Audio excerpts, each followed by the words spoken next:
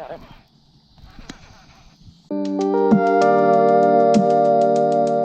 So we are on a quick, I don't know, maybe an hour tops, a little fishing trip down here at Ijams in South Knoxville at Mead's Quarry. And I've caught some fish here. You just have to be willing to walk and carry your stuff a little ways. I wouldn't call it treacherous terrain, but you know, it's definitely a little tough in some spots. This time of year, though, there's a lot of people swimming in the swimming area, and you just don't want to fish over there. You're really not supposed to fish in the swimming area, period. You know, the idea is that you would get hung and have a hook stuck somewhere and somebody steps on it, and then there's trouble in River City. But we're gonna walk up this trail a little ways and get down to the quarry. And you hear I'm kind of stuttering a little bit because I'm not real sure how many of the little areas you can get down to the water have been maintained. But you can see it's a gorgeous spot. So hopefully we can catch a few fish. See some interesting things around here, like whatever that is. So this was a pink marble quarry, and the marble for the U.S. Capitol building, and lots of other really cool and remarkable places came from here. But basically, it's a big oval, and there's a road that went in down there, and the trucks would follow it around down into the quarry. So around the edges, it's pretty shallow, but if I cast straight out, it pretty much will take all the line off of my rod. So we're going to try. Over here in kind of these shallow areas, there's some grass. And even like right there, you see it's just pretty deep.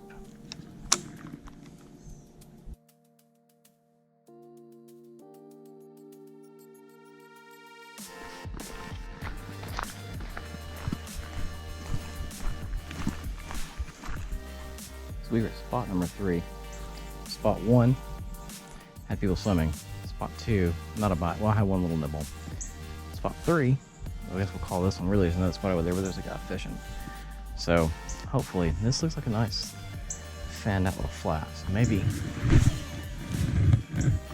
we can get something to battle a jig here.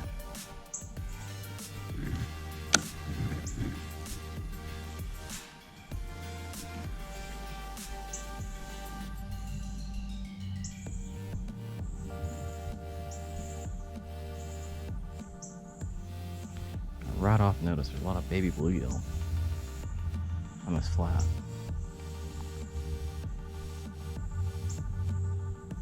Maybe something bigger has chased them up here.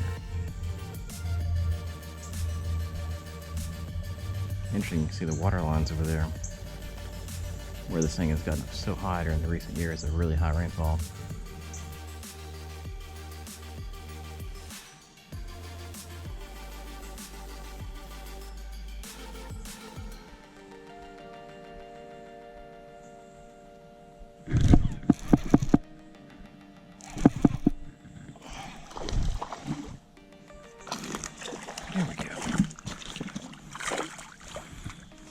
Here we go.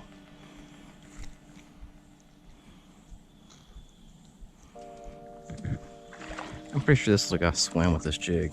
Ow! Oh, he can swim with us more, I guess. He swam with this jig for a long ways, but I thought maybe I was rolling down the ledge. It just felt really strange. He wanted it though. As long as you swam with it, buddy, you must have really liked the way it tasted. There we go. Oh, blood.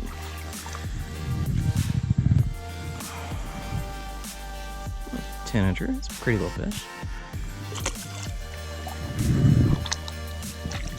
Not the smartest fish. That's what I'm throwing. I think you've seen this in other videos if you've watched my channel at all. It's a tiny jig. Oh man. He took one of my pinchers. I'll keep throwing it. Let's see what happens.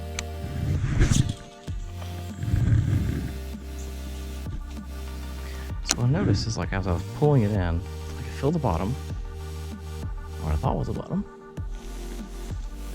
So I'd reel like this, I stop and I watch my line settle back down, and all of a sudden it'll go back up. And I mean, I did this for a long time. I never felt him hit it. I never felt him swimming with it. When I got it in here, I could see the line was moving on its own. I don't know how long he had that jig in his mouth. I'm very lucky to have caught him. It does tell me a couple things. They may not be that pressured here. Like there's a guy fishing over there, but they may not see small jigs and those kind of things. It may be mostly guys throwing worms and stuff, like real worms. Because I don't think a fish over in the Tennessee River would have held on to something artificial for quite that long. It's a quick update. It's been a few minutes since that fish, but there's something busting all up through there. I thought, well, I don't have anything tied on right now to imitate whatever they're eating off top of the water because I don't see any bugs. And I'm getting bites. I cast out there. I thought it was going to be 1,000,000 feet deep. And I'm getting this rock, but they're not taking it. It's not very deep.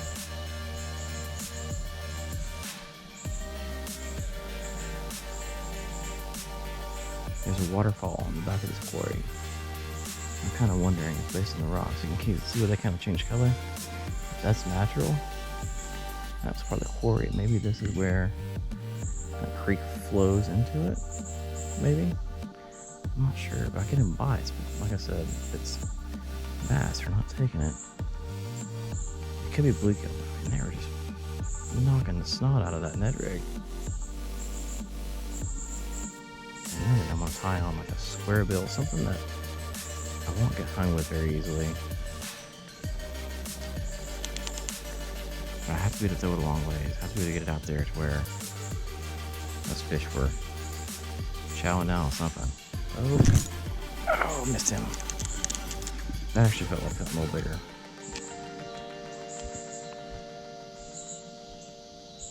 They're right there now. It's either bass eating bluegill, bluegill eating baitfish, bass eating baitfish, something. I don't know what they're eating. Like I said, getting just nibbled to death. So we're gonna put something on that. Man, I wish I had some baby bull sheds at home. I took them out of my things I'm definitely gonna throw box. Because honestly, I haven't had much luck with them. And now I wish I had them. Because that's how it gets. Hey guys, I'm watching out there. I'm seeing something else move further out. There's a few casts. I got a little prop bait on. And by the way, as far as the pond fishing get up, I know this is gonna sound weird. This SLXDC. Well, that wasn't what it's awesome because this is a tiny top water bag lead prop bait. I can still sling it a long way. You can hear the chip preventing the backlash. I'm not sure I could do that with. Oh, missed him. I had a bite. Got him.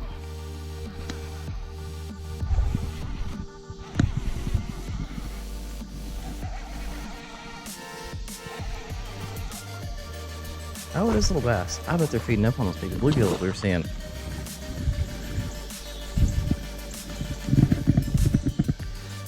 That was fun. I know it's little, but I mean, it's top water fish. So, I always start my videos off so for some reason. Another update. You can see it's almost dark. It is 9 o'clock. Probably don't have a few more minutes of usable daylight. I did not bring a headlamp with me because I didn't plan on staying too late. Just kind of taking a quick walk and fish. But I am going to head back to the very back of the quarry. Probably get just 10 minutes fishing there. There's a waterfall that comes in. I'm thinking that should have more oxygen bringing in the water. And maybe some grass and that kind of thing. Also, I just want to see it. So,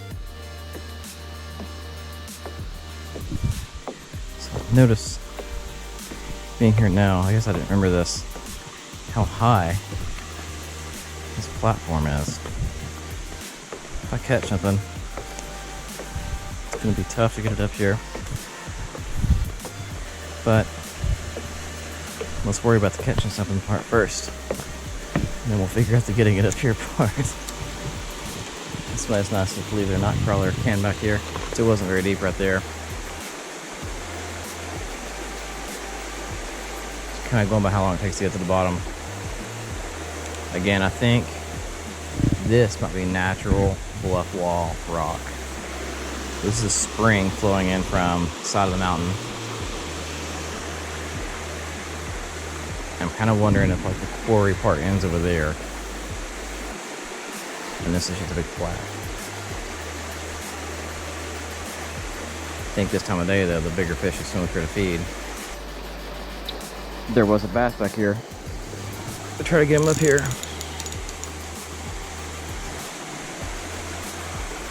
Is that a smallmouth? That's a largemouth. I couldn't see, it's so dark. That was my last cast. I was like, this is the last cast and I gotta go.